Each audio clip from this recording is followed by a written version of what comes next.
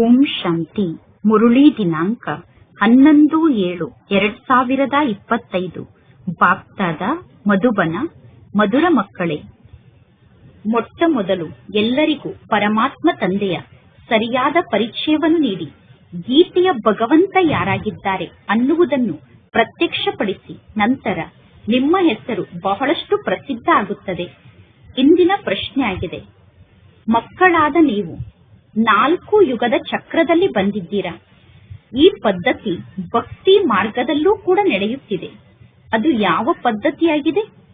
ಉತ್ತರ, ನೀವು 4 ಯುಗದ ಚಕ್ರದಲ್ಲಿ ಬಂದಿದ್ದೀರಾ. ಆದ್ದರಿಂದ ಪುನಃ ಎಲ್ಲಾ ಶಾಸ್ತ್ರ ಮತ್ತು ಎಲ್ಲಾ ಚಿತ್ರ ಮುಂತಾದದ್ದನ್ನು ಒಂದು ಗಾಡಿಯಲ್ಲಿ ಇಟ್ಟು ಅವರು ಜಗತ್ತಿನ 4 ಕಡೆ ಪರಿಕ್ರಮಣೆಯನ್ನು ಮಾಡುತ್ತಾರೆ. ನಂತರ ಮನೆಗೆ ಬಂದು ಆ ಶಾಸ್ತ್ರಗಳನ್ನು ಮಲಗಿಸಿ ಬಿಡುತ್ತಾರೆ.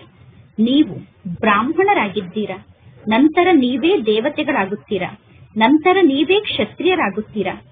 ಈ ಚಕ್ರದ ಬದಲು ಅವರು ಶಾಸ್ತ್ರಗಳ ಪರಿಕ್ರಮಣೆಯನ್ನು ಮಾಡಿಸಲು ಪ್ರಾರಂಭ ಮಾಡಿಬಿಟ್ಟಿದ್ದಾರೆ.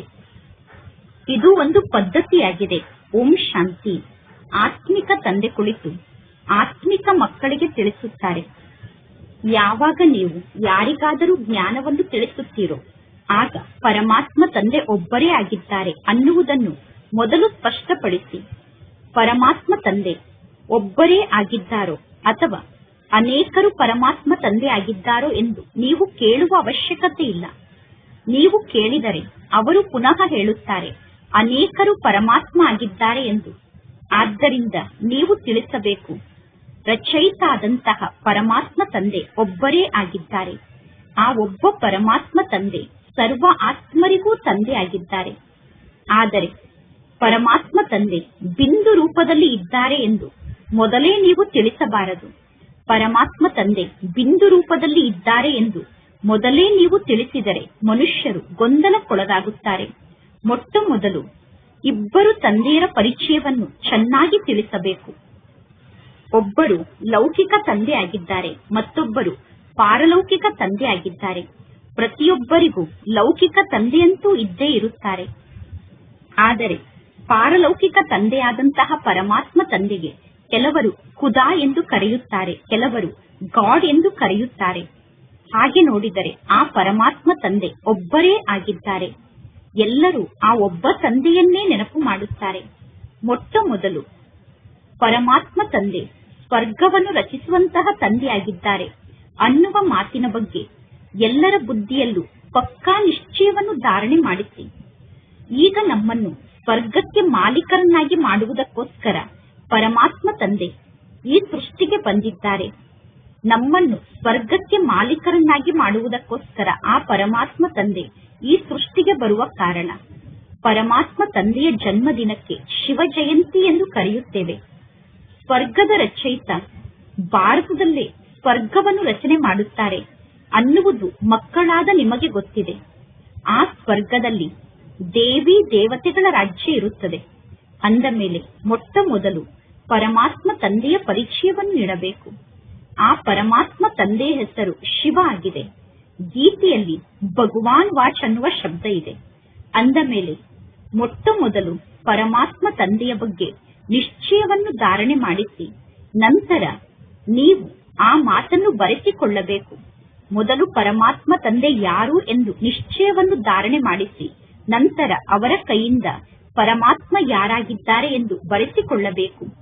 ಗೀತೆಯಲ್ಲಿ ಭಗವಾನ್ ವಾಚ್ ಅನ್ನುವ ಶಬ್ದ ಇದೆ. ನಾನೀಗ ನಿಮಗೆ ರಾಜಯೋಗವನ್ನು ಕಲಿಸುತ್ತೇನೆ, ಅಂದರೆ ನಿಮ್ಮನ್ನು ನರನಿಂದ ನಾರಾಯಣನನ್ನಾಗಿ ಮಾಡುತ್ತೇನೆ. ಯಾರು ನಮ್ಮನ್ನು ನರನಿಂದ ನಾರಾಯಣನನ್ನಾಗಿ ಮಾಡಲು ಸಾಧ್ಯ ಅನ್ನುವುದನ್ನು ಅವಶ್ಯವಾಗಿ ತಿಳಿಸಬೇಕು. ಭಗವಂತ ತಂದೆ ಯಾರಾಗಿದ್ದಾರೆ ಅನ್ನುವುದನ್ನು ಕೂಡ ಪುನಃ ತಿಳಿಸಬೇಕು. ಸತ್ಯುಗದಲ್ಲಿ ಮೊದಲನೇ ನಂಬರ್ನಲ್ಲಿ ಯಾವ ಲಕ್ಷ್ಮೀ ನಾರಾಯಣರು ದೇವತೆಗಳಾಗಿ ರಾಜ್ಯವನ್ನು ಆಳುತ್ತಿದ್ದರು ಅವರೂ ಕೂಡ ಅವಶ್ಯವಾಗಿ 84 ಜನ್ಮವನ್ನು ಪಡೆದುಕೊಳ್ಳುತ್ತಾರೆ. ನಂತರ ಪುನಃ ಅನ್ಯ ಧರ್ಮದವರು ಈ ಸೃಷ್ಟಿಗೆ ಬರುತ್ತಾರೆ. ಪರಮಾತ್ಮ ತಂದೆ ತಿಳಿಸುತ್ತಾರೆ, ಅನ್ಯ ಧರ್ಮದವರು ಇಷ್ಟೊಂದು ಜನ್ಮವನ್ನು ಪಡೆದುಕೊಳ್ಳಲು ಸಾಧ್ಯ ಇಲ್ಲ. ಯಾರು ಸತ್ಯುಗದ ಆದಿಯಲ್ಲಿ ಮೊದಲು ಈ ಸೃಷ್ಟಿಗೆ ಬರುತ್ತಾರೋ ಅವರೇ 84 ಜನ್ಮವನ್ನು ಪಡೆದುಕೊಳ್ಳುತ್ತಾರೆ. ಸತ್ಯುಗದಲ್ಲಿ ನೀವು ಏನನ್ನೂ ಕಲಿಯುವುದಿಲ್ಲ. ಅವಶ್ಯವಾಗಿ ನೀವು ಸಂಗಮ ಯುಗದಲ್ಲೇ ಸಂಪೂರ್ಣ ಜ್ಞಾನದ ಶಿಕ್ಷಣವನ್ನು ಕಲಿಯುತ್ತೀರಾ. ಅಂದ ಮೇಲೆ ಮೊಟ್ಟ ಮೊದಲು ಪರಮಾತ್ಮ ತಂದೆಯ ಪರಿಚಯವನ್ನು ನೀಡಬೇಕು. ಹೇಗೆ ಆತ್ಮ ಈ ಕಣ್ಣಿಗೆ ಕಾಣಿಸುವುದಿಲ್ಲ, ಆತ್ಮದ ಬಗ್ಗೆ ನೀವು ಅರ್ಥ ಮಾಡಿಕೊಳ್ಳಬಹುದು. ಅದೇ ರೀತಿ ಪರಮಾತ್ಮ ತಂದೆಯನ್ನೂ ಕೂಡ ಈ ಕಣ್ಣಿನಿಂದ ನೋಡಲು ಆಗುವುದಿಲ್ಲ. ಬುದ್ಧಿಯ ಮೂಲಕ ನೀವು ಅರ್ಥ ಮಾಡಿಕೊಂಡಿದ್ದೀರಾ. ಪರಮಾತ್ಮ ತಂದೆ ಆತ್ಮರಾದ ನಮಗೆ ತಂದೆಯಾಗಿದ್ದಾರೆ. ಆತ್ಮರಿಗೆ ತಂದೆಯಾದಂತಹ ಪರಮಾತ್ಮ ತಂದೆಗೆ ಪರಮಾತ್ಮ ಎಂದು ಕರೆಯಲಾಗುತ್ತದೆ. ಆ ಪರಮಾತ್ಮ ತಂದೆ ಸದಾ ಪಾವನ ಆಗಿದ್ದಾರೆ. ಪುನಃ ಪರಮಾತ್ಮ ತಂದೆ ಈ ಪತಿತ ಜಗತ್ತಿಗೆ ಬಂದು ಈ ಜಗತ್ತನ್ನು ಪಾವನ ಜಗತ್ತನ್ನಾಗಿ ಮಾಡಬೇಕಾಗುತ್ತದೆ. ಅಂದ ಮೇಲೆ ಪರಮಾತ್ಮ ತಂದೆ ಒಬ್ಬರೇ ಆಗಿದ್ದಾರೆ ಅನ್ನುವುದನ್ನು ಸಿದ್ಧ ಮಾಡಿ ನೀವು ತಿಳಿಸಿದರೆ ಗೀತೆಯ ಭಗವಂತ ಶ್ರೀಕೃಷ್ಣ ಅಲ್ಲ ಅನ್ನುವುದೂ ಕೂಡ ಸಿದ್ಧ ಆಗುತ್ತದೆ. ಈಗ ಮಕ್ಕಳಾದ ನೀವು ಪರಮಾತ್ಮ ತಂದೆ ಒಬ್ಬರೇ ಆಗಿದ್ದಾರೆ ಅನ್ನುವುದನ್ನು ಸಿದ್ಧ ಮಾಡಿ ತಿಳಿಸಬೇಕು. ಆ ಒಬ್ಬ ತಂದೆಗೆ ಸತ್ಯ ತಂದೆ ಎಂದು ಕರೆಯಲಾಗುತ್ತದೆ. ಇನ್ನು ಕರ್ಮಕಾಂಡ ಅಥವಾ ತೀರ್ಥಯಾತ್ರೆ ಮುಂತಾದ ಎಲ್ಲಾ ಮಾತು ಭಕ್ತಿ ಮಾರ್ಗದ ಶಾಸ್ತ್ರದ ಮಾತಾಗಿದೆ. ಜ್ಞಾನ ಮಾರ್ಗದಲ್ಲಿ ಭಕ್ತಿ ಮಾರ್ಗದ ಶಾಸ್ತ್ರದ ಬಗ್ಗೆ ವರ್ಣನೆ ಇಲ್ಲ. ಇಲ್ಲಿ ಯಾವ ಶಾಸ್ತ್ರವೂ ಇಲ್ಲ. ಪರಮಾತ್ಮ ತಂದೆ ಬಂದು ಸಂಪೂರ್ಣ ರಹಸ್ಯವನ್ನು ತಿಳಿಸುತ್ತಾರೆ. ಭಗವಂತ ತಂದೆ ಒಬ್ಬ ನಿರಾಕಾರ ತಂದೆಯಾಗಿದ್ದಾರೆ. ಸಾಕಾರದಲ್ಲಿ ಇರುವಂತಹ ಶರೀರಧಾರಿಗಳಿಗೆ ಭಗವಂತ ಎಂದು ಕರೆಯಲು ಸಾಧ್ಯ ಇಲ್ಲ ಅನ್ನುವ ಒಂದೇ ಒಂದು ಮಾತಿನ ಬಗ್ಗೆ ಮೊಟ್ಟ ಮೊದಲು ಮಕ್ಕಳಾದ ನೀವು ವಿಜಯವನ್ನು ಪಡೆದುಕೊಳ್ಳಬೇಕು. ಪರಂಪಿತಾ ಪರಮಾತ್ಮ ಶಿವ ಭಗವಾನ್ ವಾಚ್. ಜ್ಞಾನದ ಸಾಗರ ಆದಂತಹ ಪರಮಾತ್ಮ ತಂದೆ ಸರ್ವರಿಗೂ ತಂದೆಯಾಗಿದ್ದಾರೆ. ಶ್ರೀಕೃಷ್ಣ ಸರ್ವರಿಗೂ ತಂದೆಯಾಗಲು ಸಾಧ್ಯ ಇಲ್ಲ. ದೇಹದ ಸರ್ವ ಧರ್ಮವನ್ನು ತ್ಯಾಗ ಮಾಡಿ ನನ್ನೊಬ್ಬನನ್ನೇ ನೆನಪು ಮಾಡಿ ಎಂದು ಶ್ರೀಕೃಷ್ಣ ಯಾರಿಗೂ ಹೇಳಲು ಸಾಧ್ಯ ಇಲ್ಲ. ಇದೆಲ್ಲ ಬಹಳ ಸಹಜ ಮಾತಾಗಿದೆ. ಆದರೆ ಮನುಷ್ಯರು ಶಾಸ್ತ್ರ ಮುಂತಾದದ್ದನ್ನು ಓದುತ್ತಾ ಭಕ್ತಿಯನ್ನು ಮಾಡುವುದನ್ನೇ ಪಕ್ಕಾ ಮಾಡಿಕೊಂಡಿದ್ದಾರೆ.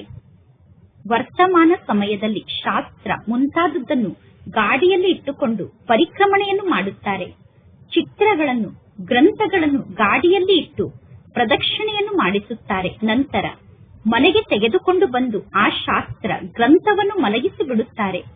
ಈಗ ಮಕ್ಕಳಾದ ನಿಮಗೆ ಗೊತ್ತಿದೆ, ನಾವೇ ದೇವತೆಗಳಾಗಿದ್ದೆವು, ನಂತರ ನಾವೇ ಕ್ಷತ್ರಿಯರಾಗುತ್ತೇವೆ, ನಂತರ ನಾವೇ ವೈಶ್ಯರಾಗುತ್ತೇವೆ, ನಂತರ ಶೂದ್ರರಾಗುತ್ತೇವೆ.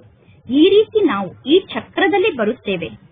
ನಾವೇನು ನಾಟಕ ಚಕ್ರದಲ್ಲಿ ಬರುತ್ತೇವೋ ಈ ಚಕ್ರದ ಬದಲು ಅವರು ಪುನಃ ಶಾಸ್ತ್ರಗಳ ಪರಿಕ್ರಮಣೆಯನ್ನು ಮಾಡಿಸಿ ನಂತರ ಶಾಸ್ತ್ರಗಳನ್ನು ಮನೆಗೆ ತಂದು ಇಟ್ಟು ಬಿಡುತ್ತಾರೆ.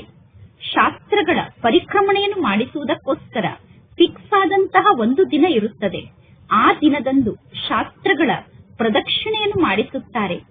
ಅಂದ ಮೇಲೆ ಮೊಟ್ಟ ಮೊದಲು ಶ್ರೀಕೃಷ್ಣ ಭಗವಾನ್ ವಾಚ್ ಅಲ್ಲ, ಆದರೆ ಶಿವ ಭಗವಾನ್ ವಾಚ್ ಅನ್ನುವುದನ್ನು ಸಿದ್ಧ ಮಾಡಿ ತಿಳಿಸಬೇಕು. ಶಿವ ತಂದೆ ಪುನರ್ಜನ್ಮ ರಹಿತ ಆಗಿದ್ದಾರೆ. ಆ ಪರಮಾತ್ಮ ಶಿವ ತಂದೆ ಅವಶ್ಯವಾಗಿ ಈ ಸೃಷ್ಟಿಗೆ ಬರುತ್ತಾರೆ. ಆದರೆ ಪರಮಾತ್ಮ ತಂದೆಯ ಜನ್ಮ ದಿವ್ಯ ಜನ್ಮ ಆಗಿದೆ, ಅಲೌಕಿಕ ಜನ್ಮ ಆಗಿದೆ. ಭಗೀರಥ ಆದಂತಹ ಬ್ರಹ್ಮನ ತನುವಿನಲ್ಲಿ ಬಂದು ಪರಮಾತ್ಮ ತಂದೆ ಉಪಸ್ಥಿತ ಆಗುತ್ತಾರೆ. ಭಗೀರಥ ಆದಂತಹ ಬ್ರಹ್ಮನ ತನುವಿನಲ್ಲಿ ಪರಮಾತ್ಮ ತಂದೆ ಸವಾರಿಯನ್ನು ಮಾಡುತ್ತಾರೆ. ಪರಮಾತ್ಮ ತಂದೆ ಬಂದು ಪತಿತರನ್ನು ಪಾವನರನ್ನಾಗಿ ಮಾಡುತ್ತಾರೆ. ರಚಯಿತ ಮತ್ತು ರಚನೆಯ ಆದಿ ಮಧ್ಯ ಅಂತ್ಯದ ರಹಸ್ಯವನ್ನು ಪರಮಾತ್ಮ ತಂದೆ ಮಕ್ಕಳಿಗೆ ತಿಳಿಸುತ್ತಾರೆ. ಈ ಜ್ಞಾನ ಜಗತ್ತಿನಲ್ಲಿ ಬೇರೆ ಯಾರಿಗೂ ಗೊತ್ತಿಲ್ಲ.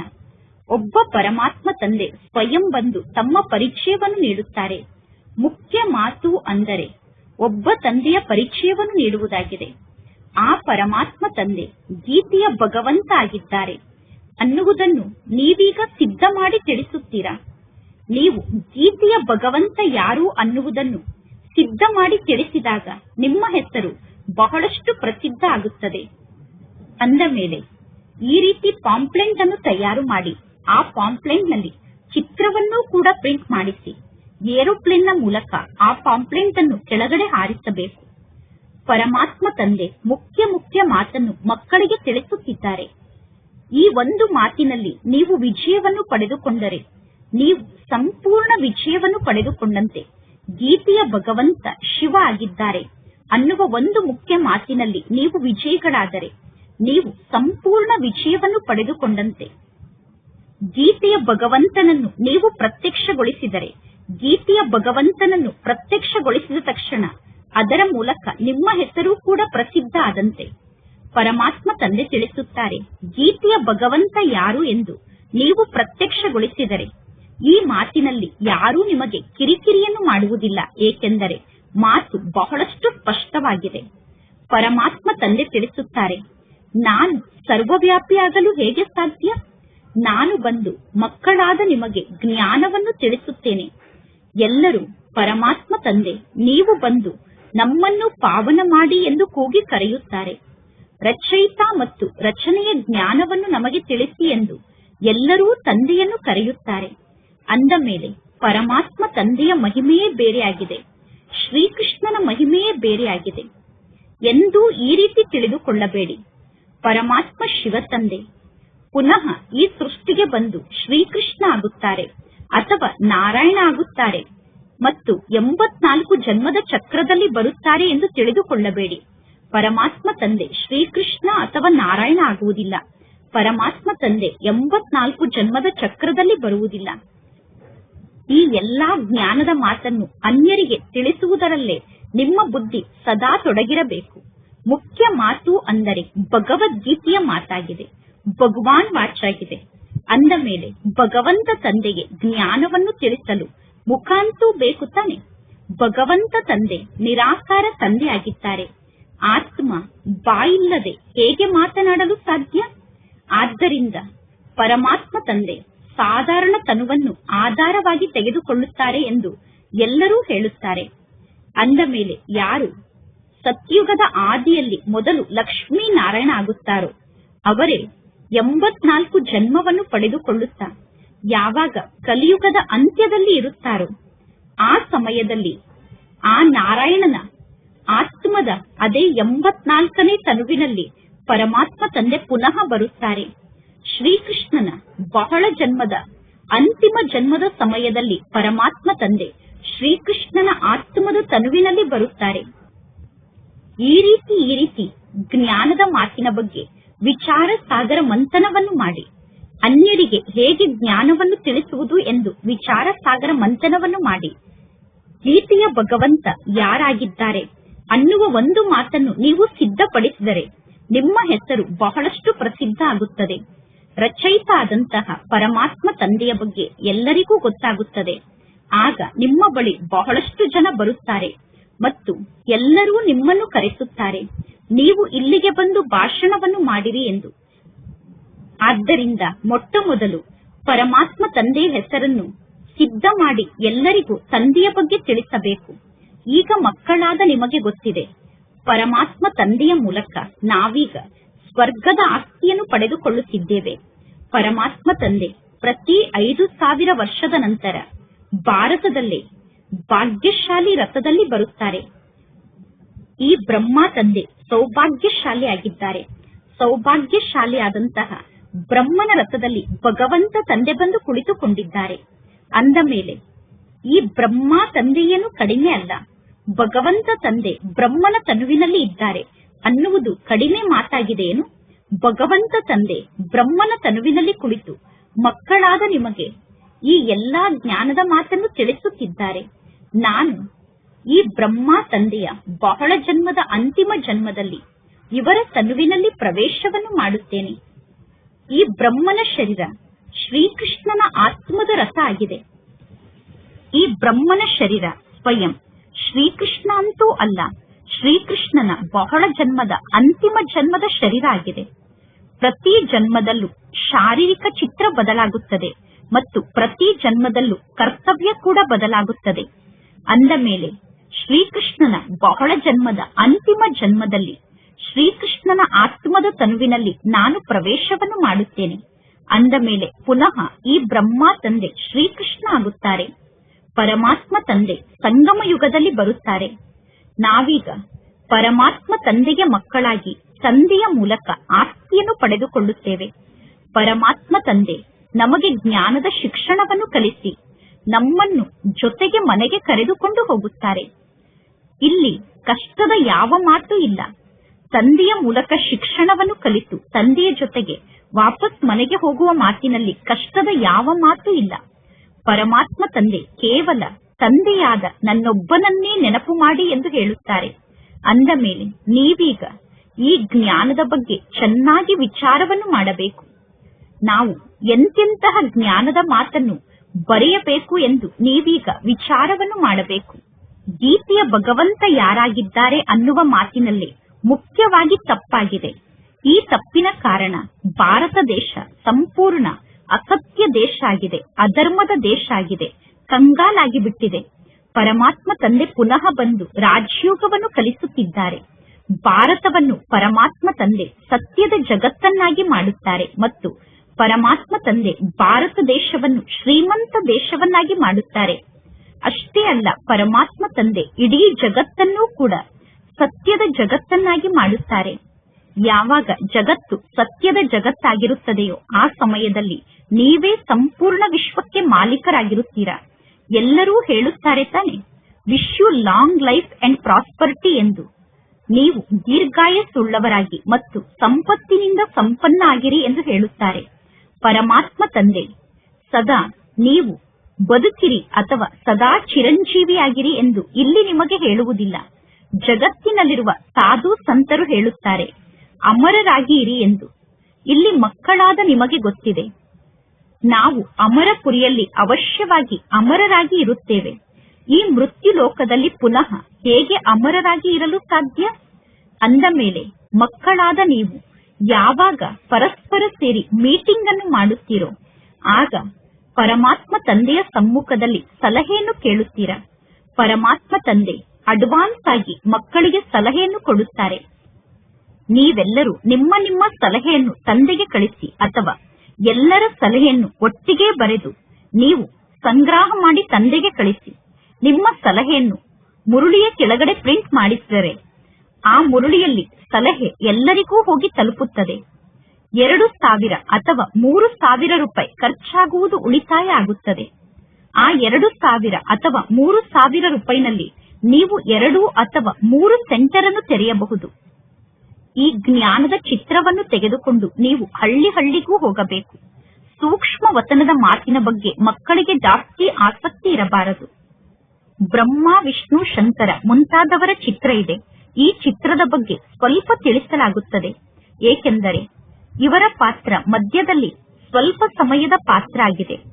ನೀವೀಗ ಸೂಕ್ಷ್ಮ ವತನಕ್ಕೆ ಹೋಗುತ್ತೀರಾ. ಸೂಕ್ಷ್ಮ ವತನದಲ್ಲಿ ಬ್ರಹ್ಮ, ವಿಷ್ಣು, ಶಂಕರರ ಜೊತೆಗೆ ಮಿಲನವನ್ನು ಮಾಡುತ್ತೀರಾ. ಇನ್ನು ಅಲ್ಲಿ ಬೇರೆ ಏನೂ ಇಲ್ಲ. ಆದ್ದರಿಂದ ಈ ವಿಷಯದ ಬಗ್ಗೆ ಇಲ್ಲಿ ಜಾಸ್ತಿ ಆಸಕ್ತಿಯನ್ನು ನೀಡುವಂತೆ ಇಲ್ಲ. ಸತ್ತಂತಹ ವ್ಯಕ್ತಿಯ ಆತ್ಮವನ್ನು ಸೂಕ್ಷ್ಮ ವತನಕ್ಕೆ ಕರೆಸಲಾಗುತ್ತದೆ. ಸೂಕ್ಷ್ಮ ವತನದಲ್ಲಿ ಆ ಆತ್ಮಕ್ಕೆ ಎಲ್ಲವನ್ನೂ ತೋರಿಸಲಾಗುತ್ತದೆ. ಸತ್ತಂತಹ ವ್ಯಕ್ತಿಯ ಆತ್ಮ ಸೂಕ್ಷ್ಮ ವತನಕ್ಕೆ ಬಂದಾಗ ಕೆಲವರ ಆತ್ಮ ಸೂಕ್ಷ್ಮ ವತನದಲ್ಲಿ ಅಳಲು ಪ್ರಾರಂಭ ಮಾಡುತ್ತಾರೆ. ಕೆಲವರು ಪ್ರೀತಿಯಿಂದ ಪರಮಾತ್ಮ ತಂದೆಯ ಜೊತೆಗೆ ಮಿಲನವನ್ನು ಮಾಡುತ್ತಾರೆ. ಕೆಲವರು ದುಃಖದ ಕಣ್ಣೀರನ್ನು ಸುರಿಸುತ್ತಾರೆ. ಇದೆಲ್ಲವೂ ಕೂಡ ನಾಟಕದಲ್ಲಿ ಫಿಕ್ಸ್ ಆಗಿರುವಂತಹ ಪಾತ್ರ ಆಗಿದೆ. ಇದಕ್ಕೆ ವಾರ್ತಾಲಾಪ ಎಂದು ಕೂಡ ಕರೆಯಬಹುದು. ಸೂಕ್ಷ್ಮ ವತನಕ್ಕೆ ಆತ್ಮರು ಬಂದು ತಂದೆಯ ಜೊತೆಗೆ ಮಾತನಾಡುವುದಕ್ಕೆ ವಾರ್ತಾಲಾಪ ಎಂದು ಕರೆಯಬಹುದು. ಜಗತ್ತಿನ ಜನ ಬ್ರಾಹ್ಮಣರ ತನುವಿನಲ್ಲಿ ಕೆಲವರ ಆತ್ಮವನ್ನು ಕರೆಸುತ್ತಾರೆ. ನಂತರ ಆ ಬ್ರಾಹ್ಮಣರಿಗೆ ಆ ಆತ್ಮಕ್ಕೆ ಇಷ್ಟ ಆಗುವಂತಹ ಡ್ರೆಸ್ ಅನ್ನು ಹಾಕಿಸುತ್ತಾರೆ. ಶರೀರ ಅಂತೂ ಸಮಾಪ್ತಿಯಾಗಿದೆ ತಾನೆ. ಅಂದ ಮೇಲೆ ಡ್ರೆಸ್ ಅನ್ನು ಯಾರು ಹಾಕಿಕೊಳ್ಳುತ್ತಾರೆ? ಈ ಜ್ಞಾನ ಮಾರ್ಗದಲ್ಲಿ ಸತ್ತಂತಹ ವ್ಯಕ್ತಿಗಳಿಗೆ ಡ್ರೆಸ್ ಅನ್ನು ಹಾಕುವಂತಹ ಪದ್ಧತಿ ಇಲ್ಲ. ಇಲ್ಲಿ ಅಳುವಂತಹ ಮಾತು ಕೂಡ ಇಲ್ಲ. ನೀವೀಗ ಸರ್ವಶ್ರೇಷ್ಠರಾಗಬೇಕು. ಅಂದ ಮೇಲೆ ಸರ್ವಶ್ರೇಷ್ಠರಾಗುವುದು ಹೇಗೆ? ಅವಶ್ಯವಾಗಿ ಇದು ಮಧ್ಯದ ಸಂಗಮ ಯುಗದ ಸಮಯ ಆಗಿದೆ. ಈ ಸಂಗಮ ಯುಗದ ಸಮಯದಲ್ಲಿ ನೀವು ಪವಿತ್ರರಾಗುತ್ತೀರಾ. ಅಂದ ಮೇಲೆ ಈ ಒಂದು ಮಾತನ್ನು ನೀವೀಗ ಸಿದ್ಧಪಡಿಸಬೇಕು. ಗೀತೆಯ ಭಗವಂತ ಯಾರಾಗಿದ್ದಾರೆ ಅನ್ನುವುದನ್ನು ನೀವು ಸಿದ್ಧಪಡಿಸಿದರೆ ಎಲ್ಲರೂ ಹೇಳುತ್ತಾರೆ ಇವರು ಸರಿಯಾದ ಮಾತನ್ನು ತಿಳಿಸುತ್ತಿದ್ದಾರೆ ಎಂದು. ಭಗವಂತ ತಂದೆ ಎಂದಾದರೂ ಅಸತ್ಯವನ್ನು ಹೇಳಲು ಸಾಧ್ಯ ಇದೆಯೇನು? ನೀವು ಗೀತೆಯ ಭಗವಂತ ಯಾರು ಎಂದು ಸಿದ್ಧ ಮಾಡಿದರೆ ಎಲ್ಲರೂ ನಿಮ್ಮನ್ನು ಬಹಳಷ್ಟು ಪ್ರೀತಿ ಮಾಡುತ್ತಾರೆ. ಅನೇಕರು ಜ್ಞಾನವನ್ನು ಕೇಳಲು ಬರುತ್ತಾರೆ. ಸಮಯಕ್ಕೆ ಸರಿಯಾಗಿ ಮಕ್ಕಳಿಗೆ ಎಲ್ಲಾ ಜ್ಞಾನದ ಪಾಯಿಂಟ್ ಸಿಗುತ್ತಿರುತ್ತದೆ. ಅಂತ್ಯದಲ್ಲಿ ಪುನಃ ಏನು ನಡೆಯುತ್ತದೆ ಅನ್ನುವುದನ್ನೂ ಕೂಡ ನೀವು ನೋಡುತ್ತೀರಾ. ಅಂತ್ಯದಲ್ಲಿ ಯುದ್ಧ ನಡೆಯುತ್ತದೆ. ಬಾಂಬ್ಸ್ಗಳನ್ನು ಹಾಕುತ್ತಾರೆ. ಮೊದಲು ವಿದೇಶದಲ್ಲಿ ಇರುವಂತವರಿಗೆ ಸಾವು ಬರುತ್ತದೆ. ಏಕೆಂದರೆ ಭಾರತದಲ್ಲಿ ರಕ್ತದ ನದಿ ಹರಿಯಬೇಕು. ನಂತರ ಇದೇ ಭಾರತದಲ್ಲಿ ಹಾಲು ಮತ್ತು ತುಪ್ಪದ ನದಿ ಹರಿಯುತ್ತದೆ. ಮೊಟ್ಟ ಮೊದಲು ವಿದೇಶದಿಂದ ವಿನಾಶದ ಧೂಳು ಹರಡುತ್ತದೆ. ವಿದೇಶದಲ್ಲೇ ವಿನಾಶದ ಭಯ ಇದೆ. ವಿದೇಶದಲ್ಲಿ ಎಷ್ಟು ದೊಡ್ಡ ದೊಡ್ಡ ಬಾಂಬ್ಸ್ ಅನ್ನು ನಿರ್ಮಾಣ ಮಾಡುತ್ತಿರುತ್ತಾರೆ. ಆ ಬಾಂಬ್ಸ್ ಅನ್ನು ನಿರ್ಮಾಣ ಮಾಡುವಾಗ ಬಾಂಬ್ನಲ್ಲಿ ಎಂತೆಂತಹ ವಸ್ತುವನ್ನು ಸೇರಿಸುತ್ತಾರೆ. ಒಂದು ಬಾಂಬ್ನ ಮೂಲಕ ಸಂಪೂರ್ಣ ನಗರವನ್ನೇ ಸಮಾಪ್ತಿ ಮಾಡಿಬಿಡುತ್ತಾರೆ. ಅಂದ ಮೇಲೆ ನೀವೀಗ ಈ ಮಾತನ್ನೂ ಕೂಡ ತಿಳಿಸಬೇಕು. ಸ್ವರ್ಗದ ರಾಜ್ಯವನ್ನು ಯಾರು ಸ್ಥಾಪನೆ ಮಾಡಿದರು? ಸ್ವರ್ಗದ ರಚಯಿತ ಆದಂತಹ ಪರಮಾತ್ಮ ತಂದೆ ಅವಶ್ಯವಾಗಿ ಸಂಗಮ ಯುಗದಲ್ಲೇ ಬರುತ್ತಾರೆ. ನಿಮಗೆ ಗೊತ್ತಿದೆ, ಈಗ ಇದು ಸಂಗಮ ಯುಗ ಆಗಿದೆ. ಪರಮಾತ್ಮ ತಂದೆಯನ್ನು ನೆನಪು ಮಾಡಿ, ತಂದೆಯ ನೆನಪಿನ ಮೂಲಕ ನಿಮ್ಮ ಪಾಪ ನಾಶ ಆಗುತ್ತದೆ ಅನ್ನುವ ಮುಖ್ಯ ಮಾತನ್ನು ಈಗ ತಂದೆ ಎಲ್ಲರಿಗೂ ತಿಳಿಸಿದ್ದಾರೆ. ನೀವು ಕೂಡ ಎಲ್ಲರಿಗೂ ಇದೇ ಮಾತನ್ನೇ ಮುಖ್ಯವಾಗಿ ತಿಳಿಸಬೇಕು. ಯಾವಾಗ ಭಗವಂತ ತಂದೆ ಬಂದಿದ್ದರೋ ಆಗ ನನ್ನೊಬ್ಬನನ್ನೇ ನೆನಪು ಮಾಡಿ, ಆಗ ನೀವು ಸತೋ ಪ್ರಧಾನರಾಗುತ್ತೀರಾ ಎಂದು ಪರಮಾತ್ಮ ತಂದೆ ತಿಳಿಸಿದ್ದರು. ನನ್ನೊಬ್ಬನನ್ನೇ ನೀವು ನೆನಪು ಮಾಡಿದರೆ ನೀವು ಮುಕ್ತಿಧಾಮಕ್ಕೆ ಹೋಗುತ್ತೀರಾ ಎಂದು ತಂದೆ ತಿಳಿಸುತ್ತಾರೆ. ಅಂದ ಮೇಲೆ ಆದಿಯಿಂದ ಹಿಡಿದು ಪುನಃ ಈ ನಾಟಕ ಚಕ್ರ ಪುನರಾವರ್ತನೆ ಆಗುತ್ತದೆ. ದೈವಿ ಧರ್ಮ, ಇಸ್ಲಾಂ ಧರ್ಮ, ಬೌದ್ಧ ಧರ್ಮ, ಕ್ರಿಶ್ಚಿಯನ್ ಧರ್ಮ, ಈ ರೀತಿ ಧರ್ಮಗಳು ವೃದ್ಧಿಯಾಗುತ್ತಾ ಹೋಗುತ್ತದೆ. ಈಗ ನೀವು ವಿದ್ಯಾರ್ಥಿಗಳಾಗಿದ್ದೀರಾ. ಅಂದ ಮೇಲೆ ವಿದ್ಯಾರ್ಥಿಗಳಾದ ನಿಮ್ಮ ಬುದ್ಧಿಯಲ್ಲಿ ಈ ಸಂಪೂರ್ಣ ಜ್ಞಾನ ಇರಬೇಕು. ಈಗ ನಿಮಗೆ ಖುಷಿ ಇದೆ. ನಾವೀಗ ಎಷ್ಟೊಂದು ಸಂಪಾದನೆಯನ್ನು ಮಾಡಿಕೊಳ್ಳುತ್ತಿದ್ದೇವೆ. ಅಮರ ತಂದೆ ನಮಗೆ ಅಮರ ಕಥೆಯನ್ನು ತಿಳಿಸುತ್ತಿದ್ದಾರೆ. ಇಲ್ಲಿ ನಿಮಗೆ ಅನೇಕ ಹೆಸರನ್ನು ಇಡಲಾಗಿದೆ. ಮುಖ್ಯವಾಗಿ ಮೊಟ್ಟ ಮೊದಲು ದೇವತಾ ಧರ್ಮ ಇತ್ತು. ನಂತರ ಎಲ್ಲಾ ಧರ್ಮಗಳ ವೃದ್ಧಿಯಾಗುತ್ತಾ ಈ ವೃಕ್ಷ ವೃದ್ಧಿಯಾಗುತ್ತಾ ಹೋಗಿದೆ. ಅನೇಕ ಧರ್ಮಗಳು ವೃದ್ಧಿಯಾಗುತ್ತದೆ. ಜಗತ್ತಿನಲ್ಲಿ ಅನೇಕ ಮತಗಳು ಜಾಸ್ತಿಯಾಗುತ್ತದೆ.